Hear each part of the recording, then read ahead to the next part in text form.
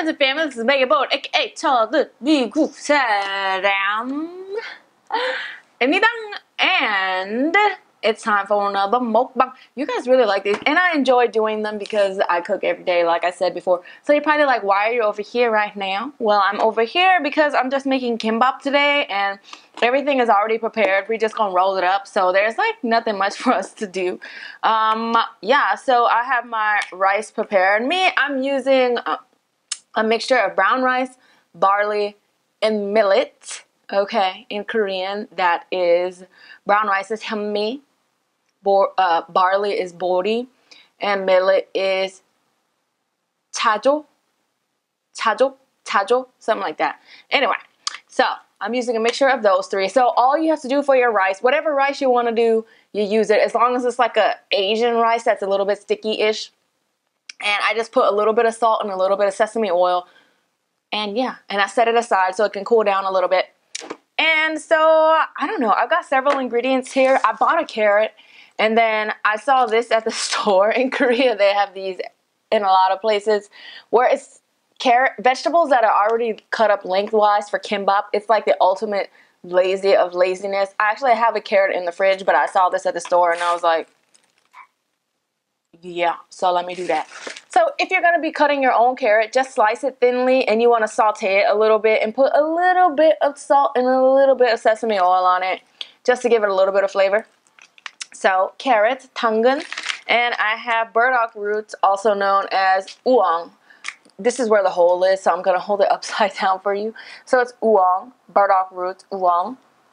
And then I have 단무지, which, where's the hole? Upstairs. Tanmuji, which is radish, and it's usually yellow because they dye it yellow. But I found this like yukinung place by my house, this organic food place, and so they have it without the dyes. I mean, we don't really need that dye. It's better to just get dyes out of things when we can, I guess. And then I just have some spinach here, and I just sauteed it for literally, not sauteed it, I boiled it real quick for like 20 seconds, took it out, squeezed it, put a little bit of soy sauce and sesame oil on it.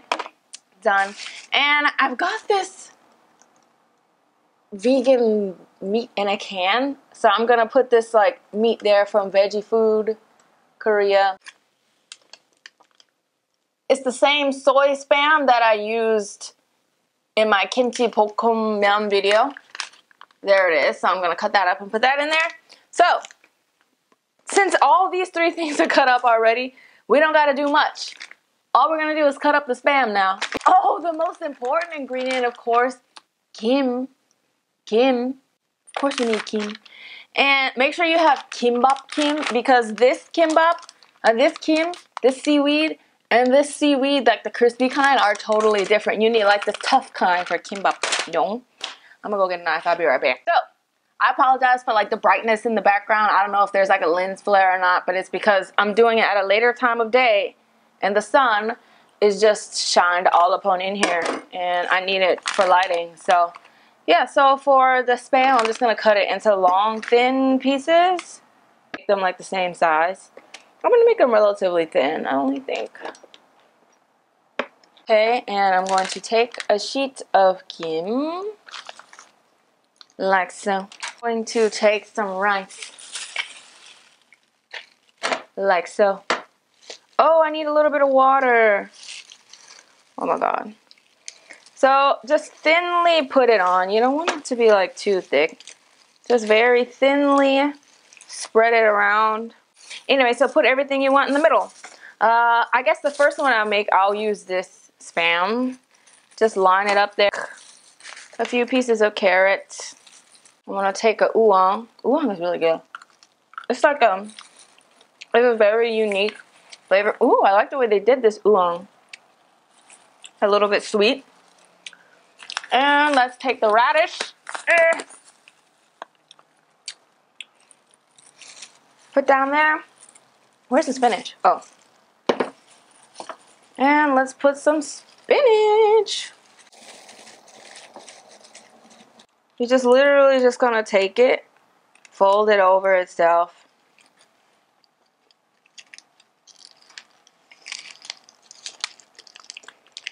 Roll it like that, and then squeeze it as hard as you can. squeeze, squeeze, squeeze, squeeze. All right, and perfect. You have a roll. Yay.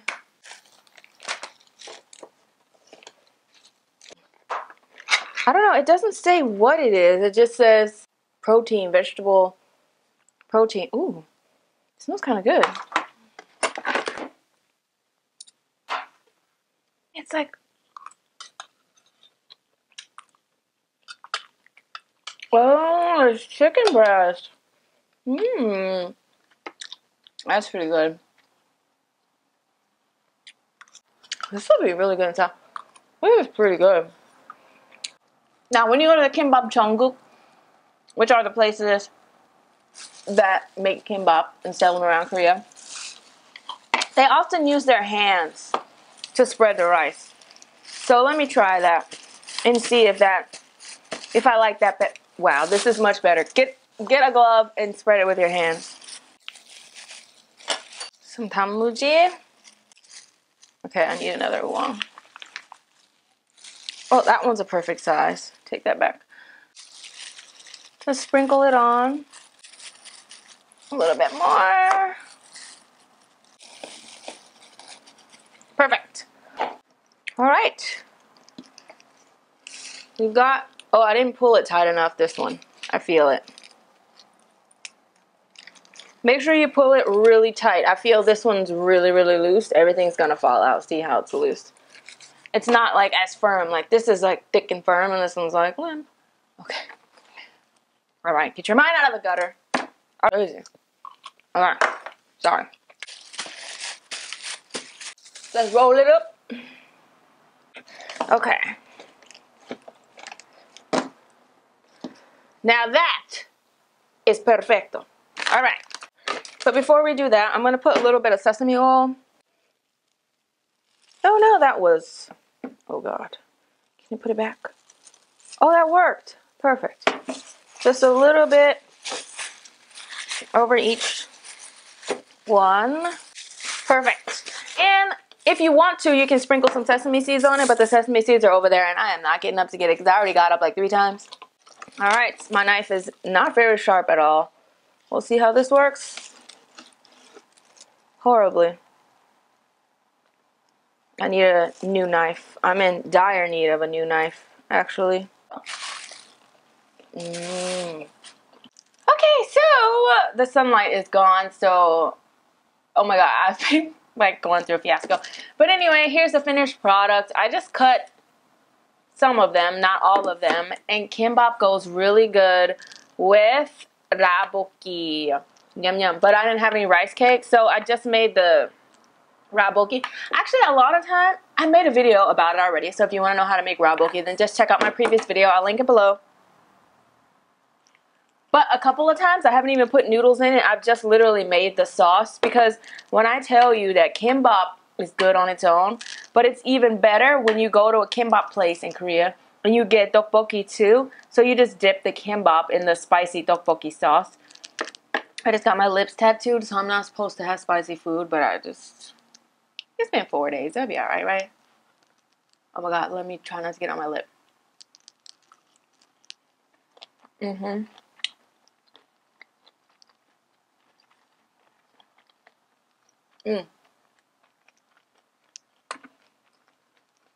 You just need tteokbokki or raboki sauce or whatever. Even just like when you have ramen or something,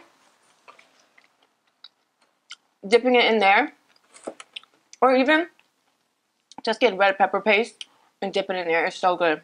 I'm worried about these noodles in my lips.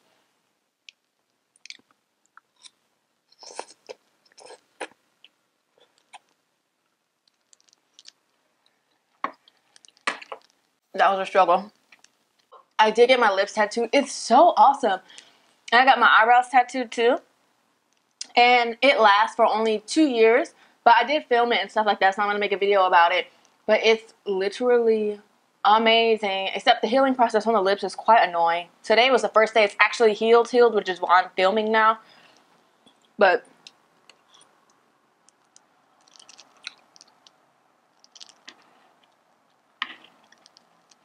Okay, so let's taste the chicken one.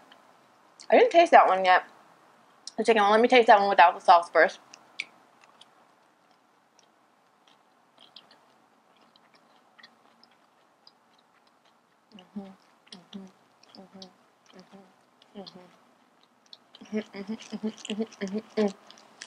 The good thing about kimbap is you can literally put whatever you want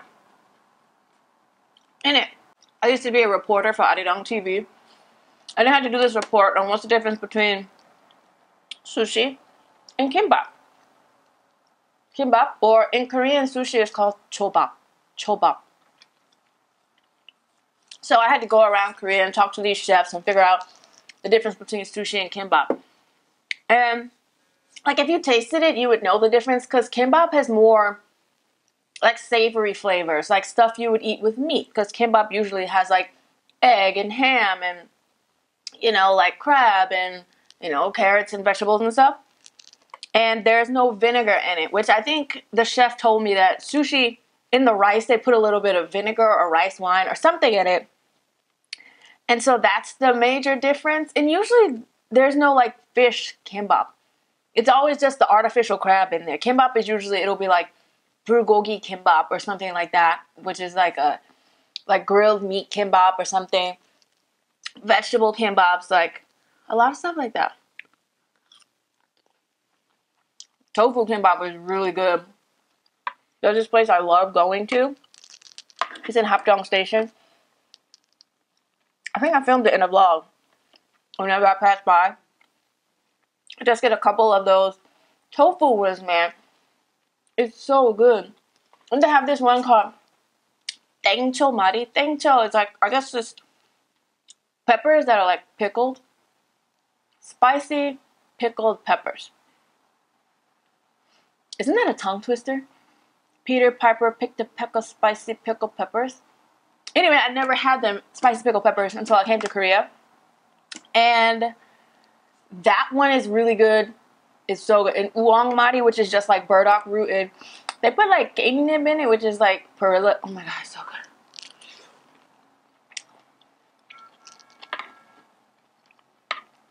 good.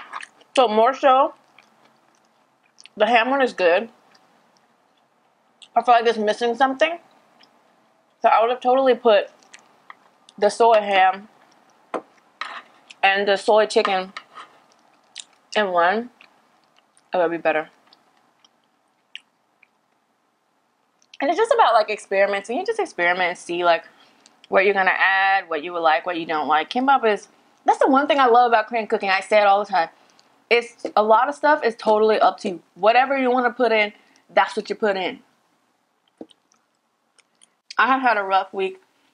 You guys remember Bori and the lack of... I'm okay now, it's been a few days, but after the last video I filmed when Mikey was here, we filmed a video, it just went up. We were singing songs. We were translating pop songs to Filipino. It's really funny, you should check it out if you haven't. And like, from that day while we were filming, I noticed that Bori got a little bit sick. Like as soon as Mikey left, we went to the hospital. And they said that Bori had FPV. Feline paleo, yeah.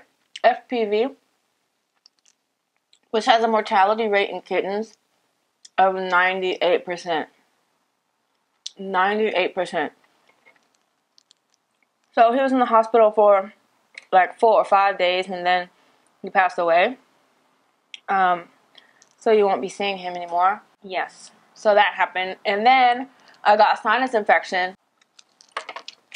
So I went to the doctor. I finally have pills to show you.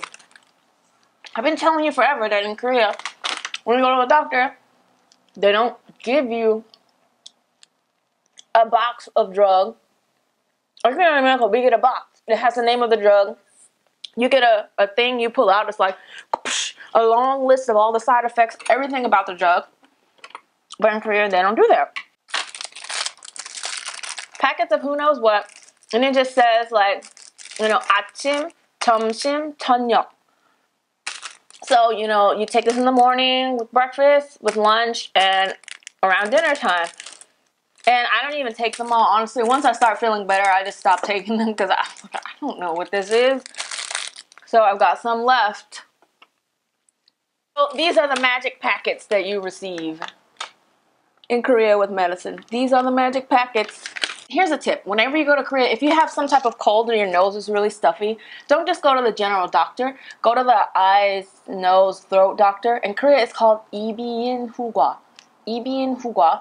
Go there because they have all the tools to do stuff to you like right now. So if you have a throat ache and you go to the general doctor, they don't really have like tools to like dig in your ear and pull stuff out if need be, or pull stuff out of your nose. And nose. Oh my God, we're eating. I'm so sorry. So when you go there, like one time I had like a blockage in my ear, and so he was able to do that thing where they go like deep in there and pull out like a big thing of wax. I'm so sorry. We're eating. I'm sorry. I hope you're not eating too.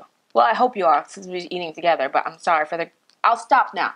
But you get the point. So if your throat hurts, they'll like spray stuff in there to like soothe it right now. And if you're having like breathing something, they'll put you on a machine and you can just, breathe like a nebulizer, I think it's called.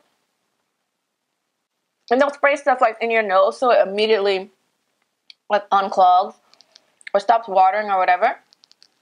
It's awesome. And so I went there, I got the nebulizer machine. They had to do stuff to my nose and throat. Guess how much it was? 3,500 won, which is like $3 for that whole doctor visit.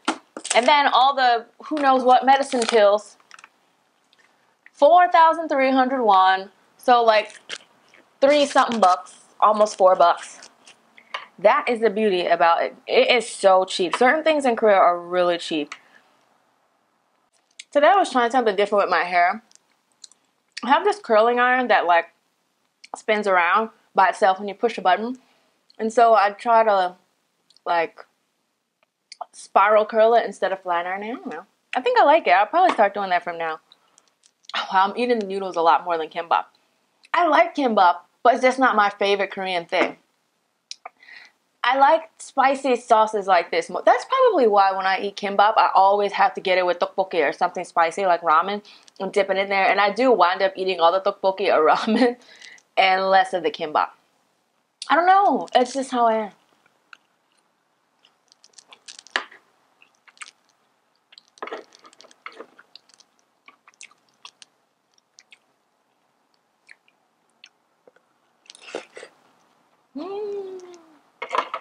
Okay, so the last mukbang I did, I mentioned like some really old like childhood TV shows.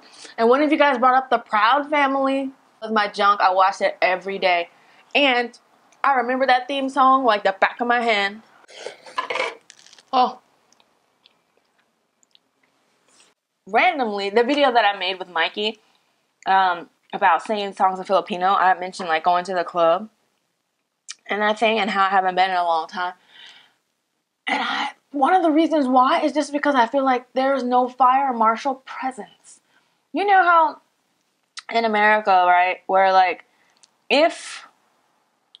every building has a sign and it's like the fire marshal says, the maximum capacity for this building is like 200 people. I feel like in Korea they don't have that. Because you can pack as many people in a building as possible and there's only one. The worst are basement clubs, which I feel like most clubs are in the basement floor of buildings. And like, I don't know, like there's one entrance up a narrow thing of stairs and it's just, or down a narrow thing of stairs because clubs in general don't have a lot of windows or like extra fire escapes or anything. So if a fire starts and we're all stuck down here in the basement and it's so packed, you can't even like get across the room to go to the bathroom, let alone run to the door in a frenzy if there's a fire.